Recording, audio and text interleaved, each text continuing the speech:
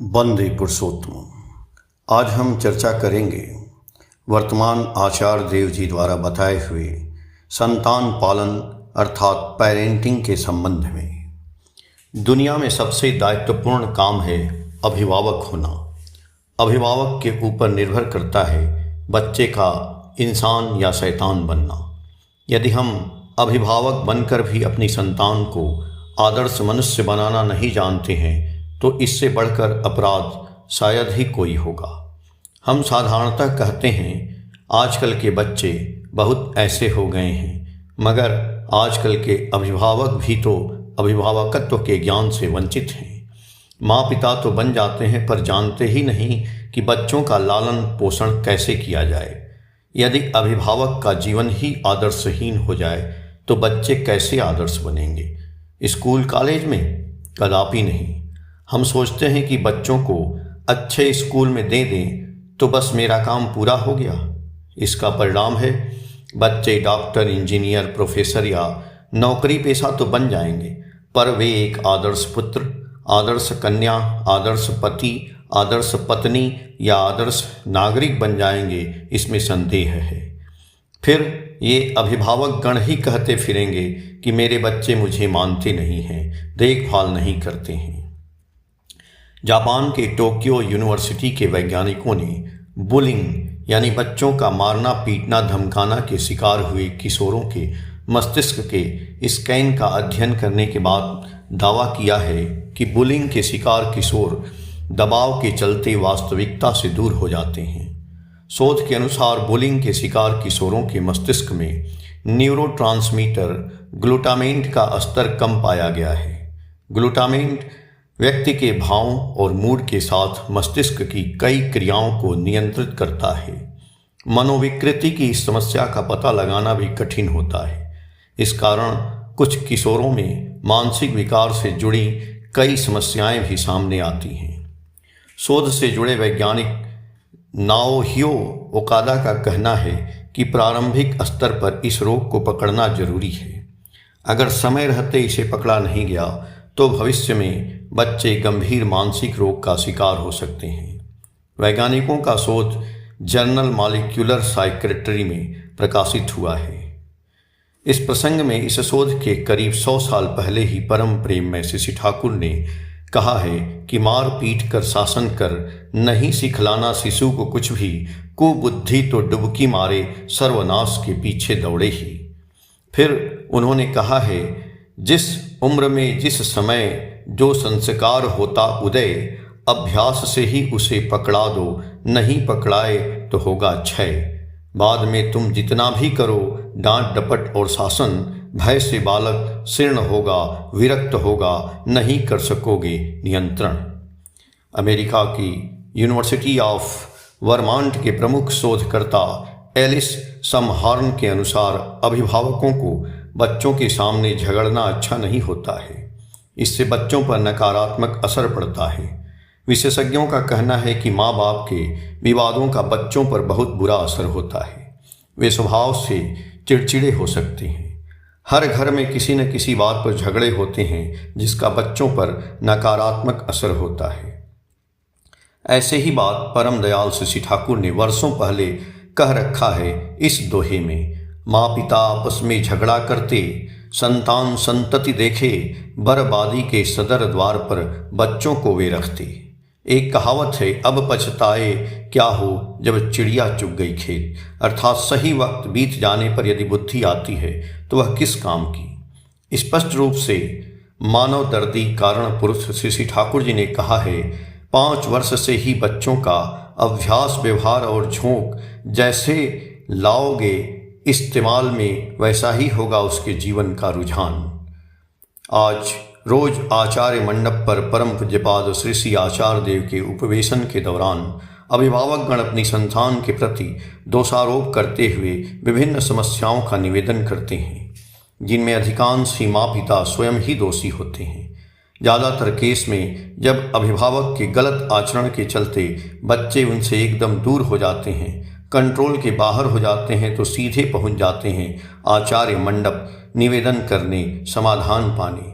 परम पूज्यपाद आचार्य देव उस समस्या के उत्पन्न होने के कारण को बताकर फिर उससे निजात पाने के लिए वास्तव पथ को दिखला देते हैं। संतान पालन अर्थात पेरेंटिंग के संबंध में आचार्य के समाधान सूत्र जो हैं वो इस प्रकार हैं। इसका विषय है कि संतान का पालन पोषण। एक माँ आचार्य देव के समीप रोती हुई बोली, मेरा लड़का बहुत मेधावी था, अच्छी नौकरी करता था। एक लड़की से उसे अफेयर यानी प्यार हो गया। लड़की उसको प्रपोज भी की थी, बाद में रिफ्यूज इनकार कर दी। सहन न कर पाने पर लड़के ने आत्महत्या कर लिया। श्री श्री आचार्य देव बोले कि बचपन से ही उसने जो चाहा है वही पाया है, इसलिए रिजेक्शन अस्वीकृति क्या है वह नहीं समझ पाया था। बाल बच्चों की हर इच्छा की पूर्ति सब समय नहीं करनी चाहिए। ऐसा होने पर आत्मविश्वास की शक्ति जागृत नहीं होती है, यह उसका ही परिणाम है। चलना सीखने के दौरान गिर जाने पर बच्चे पर अपना लाड़ प्यार का इजहार न करके उसे स्वयं खड़ा होने दें। इससे वह आत्मनिर्भर बनना सीखेगा। जीवन के बृहत्तर क्षेत्रों में सारी चाहतों का पूर्ण नहीं होने पर भी वह टूट नहीं पड़ेगा। हम लोग अनेक समय झमेला झंझट से बचने के लिए बच्चे जो मांगते हैं वही दे देते हैं। यह ठीक बात नहीं है। पुनः सब समय मना करना भी ठीक नहीं है। सामंजस्य रखना होगा सब कुछ में ही, इससे उसकी प्रतिरोधक क्षमता बढ़ जाती है। हिंदी में एक कहावत है, मूर्ख पुत्र को सब संपद नहीं दे देना चाहिए, वह बर्बाद कर देगा, वह सब कुछ को तहस नहस कर देगा। योग्य पुत्र को भी सब कुछ देने की आवश्यकता नहीं है, क्योंकि वह अपने योग्यता से अर्जन कर लेगा। सबसे पहले बच्चों को इष्टनिष्ठ बनाना चाहिए। अपनी हर तरह की समस्या का समाधान वह स्वयं कर सकेगा, उसको आत्मनिर्भर होना सिखलाएं। बड़ जोड़ा पश्चिम बंगाल से एक माँ ने निवेदन की कि लड़के का विवाह दी थी, 5 वर्ष के बाद डिवोर्स यानी तलाक हो गया है। पुनः विवाह करेगा जिससे कि बाकी जीवन सुख शांति से व्यतीत कर सके, उसके लिए आशीर्वाद प्रार्थना की। श्री श्री आचार्य देव ने कहा कि पुनः विवाह करके सुख में तभी रह सकेगा जब पहले वाली शादी के दाम्पत्य के संपर्क में अपने अंदर छुपी दोष त्रुटियों की खोज करके उसका संशोधन करेगा। नहीं तो और एक लड़की का जीवन बर्बाद करके बाकी जीवन में सुख नहीं मिला कहकर दूसरे पर दोष मढ़ने से कोई फायदा नहीं होगा। उक्त माँ बोली, जी मेरे लड़के की कोई समस्या नहीं है। बहू ठाकुर जी को नहीं मानती थी, लड़के की मुख्य समस्या वह थी। श्री श्री आचार्य देव बोले, ऐसा कैसे हो सकता है? मैं ठाकुर जी को मानता हूँ, ठाकुर जी को लेकर आनंद में हूँ। जगत में और भी 90 लोग अभी भी नहीं मानते हैं, ठाकुर जी के संबंध में जानते भी नहीं हैं। उस कारण क्या मैं जगत के सभी लोगों के साथ झगड़ा करने लग जाऊँगा? मैं ठाकुर जी को मानता हूँ लोगों से प्रेम करने के लिए न, या लोगों के साथ सभी के साथ झगड़ा करने के लिए। तब यही समझना होगा कि मैं चाहे और जो कुछ भी मानता हूँ ठाकुर जी को नहीं मानता हूँ। मेरे अंदर यदि वैसा प्रेम नहीं रहे तो मेरी पत्नी क्यों मेरी बात सुनेगी?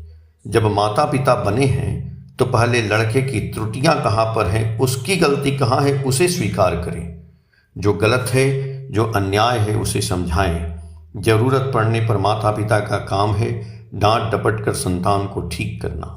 मानसिक रूप से पहले न्यूट्रल होकर देखने की जरूरत है कि लड़के के किस गुण के पीछे कहाँ त्रुटियां छुपी हुई हैं।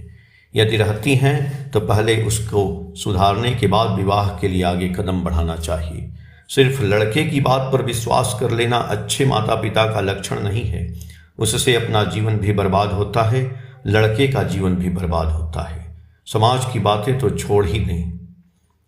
दिल्ली से आगत एक दंपत्ति ने कहा कि मैं और मेरे पति अपने जीवन में श्री ठाकुर के साथ सक्रिय रूप से युक्त हूँ, परंतु बच्चे ठाकुर जी से युक्त नहीं हो पा रहे हैं। इस विषय पर प्रायः दिन वाद विवाद होता है और घर में अशांति रहती है।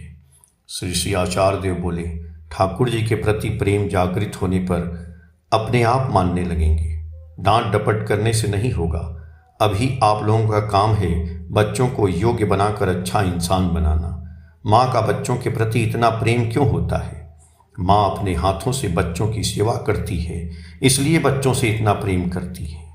इसीलिए बच्चों से कुछ कुछ काम करने सिखाना चाहिए। यही बच्चा जब बड़ा हो जाएगा, विवाह होगा, तब देखेंगे वह अपने संतानों का दायित्व ठीक तरह से वहन कर रहा है। इसलिए अभी से ही उसके द्वारा कुछ न कुछ काम करवाएं, किसी भी तरह का कोई कार्य, घर या बाहर का काम इत्यादि, और उसके साथ बातचीत करें।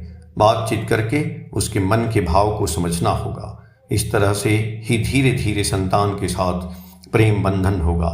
सिर्फ डांट डपट करने से होगा? माता पिता के प्रति प्रेम होने पर ही माता पिता जिनसे प्रेम करते हैं उनसे भी प्रेम करना सीख जाएगा। कलकत्ता से एक दंपत्ति 20 वर्ष के लड़के को लेकर पहली बार आश्रम आए हैं। वे लोग प्रणाम आदि करने के बाद जानकारी दिए कि आज उनके लड़के का जन्मदिन है। वे लोग आचार्य देव से आशीर्वाद प्रार्थना किए कि उनका लड़का अच्छा इंसान बने। उन्होंने लड़के के संबंध में जानकारी देते हुए बतलाया कि लड़का बहुत जिद्दी है, किसी की बात नहीं मानता है, अच्छे बुरे का बोध नहीं है इत्यादि। श्री श्री आचार्य देव ने कहा, वह अपने बुद्धि अनुसार स्वयं को ही अपने जीवन का प्रधान समझता है। वह जो चाहता है, वह जो सोचता है, वही सबसे मुख्य बात है। यही कारण है जिसके चलते वह माता पिता के साथ बार बार खराब आचरण करता है। माता पिता का तो संतान के प्रति अगाध प्रेम है। प्रायः वे लोग बोलते रहते हैं, लड़का थोड़ा नटखट है, चंचल है, इस उम्र में ऐसा ही होता है, परंतु ऐसी बात नहीं है। वह पेड़ के जिस डाली पर बैठा है उसी डाली को काट रहा है। इसके बाद आचार्य देव ने लड़के से कहा, आज तुम माता पिता के प्रेम का दुरुपयोग कर रहे हो, परंतु किसी दिन तुम किसी बाहरी व्यक्ति के साथ ऐसा आचरण करके देखोगे तो तुम विवाह करके अपने पत्नी के साथ ऐसा व्यवहार करके देखोगे, सीधे थाना पुलिस का चक्कर लगाना पड़ जाएगा। कार्य की दुनिया में जाओ, किसी दिन किसी पर जरा भी अपना रोब जमाने जाओगे तो नौकरी से निकाले जा सकते हो। माता पिता तुमसे प्रेम करते हैं, इसलिए तुम उनका मिसयूज, दुरुपयोग कर रहे हो। प्रेम है पृथ्वी का सबसे स्ट्रांग इमोशन, शक्तिशाली आवेग। चिंतन करके देखो, इतना करने के बावजूद वे लोग तुमसे प्रेम कर रहे हैं। वे लोग आशा कर रहे हैं कि तुम बड़े होगे, दायित्व वहन करोगे। 20 वर्ष का उम्र हो गया है, अब भी तुम्हारा सारा कार्य माता पिता कर दे रहे हैं। तुम चिंतन करके देखो तो तुम उन लोगों के लिए क्या कर रहे हो। तुम जब तक न अपना जीवन दर्शन बदलते हो, किसी भी तरह से बड़ा नहीं हो पाओगे। उम्र की संख्या 12 से 20 हो चुकी है, अब 40 में पहुंच जाएगी। जीवन में कोई परिवर्तन नहीं होगा। पहले अपने संबंध में विचार करके देखो, अपनी स्थिति को पहचानो। लड़के घुटने के बल पर सिर झुकाकर बैठा था। पूरे पाज आचार्य देव की बातें सुनते सुनते कब जो सर उठाकर देखा उसको स्वयं पता नहीं चला। शासन जो ऐसा सत्य होता है, इतना मधुर हो सकता है, अशिष्ट व्यवहार का अभ्यास जो इतना मुश्किल में डाला जा सकता है, उसे वह किसी दिन सुना था या नहीं पता नहीं, हो सकता है नहीं सुना हो। इसलिए 20 वर्ष की उम्र पार करने के बाद उसके जीवन में ऐसा एक सौभाग्य आया। यह सौभाग्य है जीवन परिमार्जन का सौभाग्य। एक माँ रोते रोते बोली कि उनका लड़का उनकी बात नहीं मानता है। श्री श्री आचार्य देव बोले, बात मानेगा ऐसा क्या लिखित समझौता हुआ था? उक्त माँ बोली, नहीं। श्री श्री आचार्य देव बोले, तब तो कोई सबूत नहीं है, तब बात ही सुनाना पड़ेगा, और बात सुनाने के लिए रोना बंद करना होगा, आंखों में गुस्सा जागृत करना पड़ेगा। लड़के से बोलेंगी कि जब तुम मुझे नहीं मानते हो तो मैं भी तुमको नहीं मानूंगी। तुम अपने मन मुताबिक रहने से यदि सुखी रहते हो तब भी मैं अपने में खुश हूँ। समझी? किसके लिए आंसू बहा रही हैं? किसके सहारे इतने दिनों तक जीवित हैं? ठाकुर जी को कसकर पकड़िए, उनकी दया हुई तो 2 अनाथ लड़के को इंसान बनाए, वह भी उद्देश्य पूर्ण होगा। कभी भी संतान को इतना सम्मान नहीं देंगी जिससे कि वह सर पर चढ़ जा कर नाचे। संतान को ज़्यादा सम्मान देने पर सर पर नाचेगा। जितना देने की आवश्यकता है उतना ही सम्मान देंगी, उससे जरा भी ज़्यादा नहीं देंगी। मेरे पिताजी रहने पर ऐसा ही करते, नज़र घुमाकर भी नहीं देखते, इसलिए मैं उनके पीछे पीछे अभी भी घूमता हूँ। देखती नहीं है, यदि ज़्यादा महत्व देंगी तो सब कुछ समाप्त हो जाएगा। रोने धोने से कुछ नहीं होगा। रोएगा वो लड़का, हताश होगा और यह सोचेगा कि मैं माता पिता के साथ ऐसा खराब आचरण किया हूँ जिससे वह अनुतप्त हों।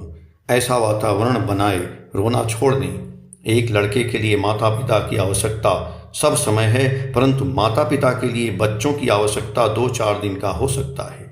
अंतिम समय में मेरे पिताजी को मेरी आवश्यकता कभी भी नहीं पड़ी, वे अपना काम स्वयं करते थे। एक माँ निवेदन करती हुई बोली कि ज्योतिषी कह रहा है कि लड़के का बुरा होने वाला है। आचार्य देव बोले, बुरा होने से क्या होगा? उक्त माँ कुछ नहीं बोल रही थी। यह देखकर आचार्य देव ने स्वयं कहा, आधार स्तंभ इष्ट या आदर्श को पकड़ी हुई है न, ठाकुर जी को पकड़े रहने से ही होगा। उक्त माँ बोली, जी पकड़ी हुई हूँ। आचार्य देव बोले, उससे ही होगा। उक्त माँ ने कहा, बड़े लड़के के ससुराल के लोगों ने जड़ी बूटी खिलाकर उसे अपने काबू में रख लिया है। आचार्य देव बोले, सुनिए, जड़ी बूटी द्वारा कोई किसी को काबू में नहीं रख सकता है। मुझे काबू होने की इच्छा रहने से ही काबू हो सकता है। किसी भी जड़ी बूटी में इतना ताकत नहीं है कि मुझे काबू कर सके। मैं बैठा हूँ, पूरे पृथ्वी में इतने लोग हैं, वे लोग मुझे जड़ी बूटी देकर अपने इच्छा अनुयायी बनाएं। मैं अपनी इच्छा के अनुसार चलता हूँ, इसीलिए जगन्नाथ का हाथ नहीं है। मेरी इच्छा होने पर ही मैं उनको पकड़े रह सकता हूँ। ईश्वर को भी मुझे परिचालित करने की ताकत नहीं है। वे उत्साहित कर सकते हैं, वे सामने रहेंगे, वे पथ को मेरे लिए आलोकित कर दे सकते हैं, परंतु इस आलोक पथ पर मैं चलूँगा या अंधकार की तरफ जाऊँगा, वह मेरी इच्छा है न? सब मनुष्य ही अपने इच्छाधीन में रहता है। आपका बड़ा लड़का जो किया है वह उसकी इच्छा है, पहले इसे मान लें। आपका बड़ा लड़का साधु है और उसकी पत्नी शैतान है, यह हो नहीं सकता। वह यदि आपकी लड़की होती तब आपकी लड़की साधु होती और दामाद ससुराल के लोग शैतान होते। ऐसा ही आप सोचती हैं ना? उक्त माँ चुपचाप थी। आचार्य देव ने और भी कहा, वैसा क्यों चिंतन करती हैं? सभी को समदर्शी नज़रों से देखें। आप तो माँ हैं, सोचना चाहिए कि मेरे लड़के में ही बुद्धि नहीं है, वह ठीक तरह से नहीं रह सका, वह संभवतः सिर्फ अपने बारे में चिंतन करने लगा है। सही बात है ना? सबको लेकर चलें। उक्त माँ अपनी समस्या का युक्तिपूर्ण विश्लेषण सुनकर समाधान पाकर चली गई। एक माँ रोते रोते बोली कि उनका लड़का उनकी बात नहीं मानता है। एक माँ अपनी पुत्री को दिखलाकर कहती हैं, बेटी को थोड़ा आशीर्वाद दीजिए। आचार्य देव बोले, संतान को इंसान बनाना माँ पिता पर निर्भर करता है। मान लें एक नदी बह रही है। नदी की गति की सही सीमा समुद्र है असीम में। नदी जो बहती है उसे बांधे रखती हैं 2 किनारे नदी के, इसी कारण वह असीम में जाकर पहुंचती है। यदि किनारे नहीं रहे तो वह नदी प्रवाहित होकर चारों ओर प्लावन की सृष्टि करती हुई विपत्ति ला देगी। माँ पिता दोनों किनारे की तरह हैं जो संतान को असीम की ओर ले जाते हैं। आचार्य ने पूछा, वह अपनी माँ से प्यार करती है? उक्त माँ बोली, हाँ। आचार्य बोले, पिता के प्रति उसकी श्रद्धा है? उक्त माँ बोली, हाँ। आचार्य बोले, तब तो अच्छी बनेगी और आप लोग असीम को प्रेम करने की चेष्टा करेंगे। असीम को तो धारणा में लाया नहीं जा सकता, इसलिए असीम जहाँ सीमायित होते हैं उसी व्यक्ति को हम लोग खोजते हैं। मनुष्य इसी प्रकार ही चलता है, तब वही असीम व्यक्ति में असीम का प्रकाश पाते हैं। उसी ससीम को पकड़कर हम लोग असीम की ओर जाते हैं। आगे बढ़े रहिए, आनंद में रहें, दुर्बलता को प्रश्रय नहीं देंगे। जीवन तो आगे बढ़ते रहने के लिए है। चरैवती। एक माँ अपने लड़के के विषय में बताई जो बिल्कुल ही किसी की बात नहीं सुनता है। आचार्य देव ने कहा कि वृक्ष यदि कहे मिट्टी को छोड़कर हम घूमेंगे तो क्या वृक्ष फल देगा? उसे मिट्टी से युक्त रहना है। बार बार कहती रहो, पत्थर की चट्टान के ऊपर से जल क्रमागत बहता रहता है। जल की अपनी कोई क्षमता नहीं है मगर प्रवाहित होते रहता है। प्रवाह की शक्ति से वही जल ही महाप्रस्तर खंड को अपने सुविधार्थ काट काट कर गोलाकार कर दे सकता है। आप अपनी संतान को भी उसी प्रकार से करेंगी। कहती ही रहेंगी, रोएंगी, हंसेंगी, लक्ष्य भ्रष्ट नहीं होंगी। जो करने पर उसका मंगल होगा वही करेंगी। जय गुरु।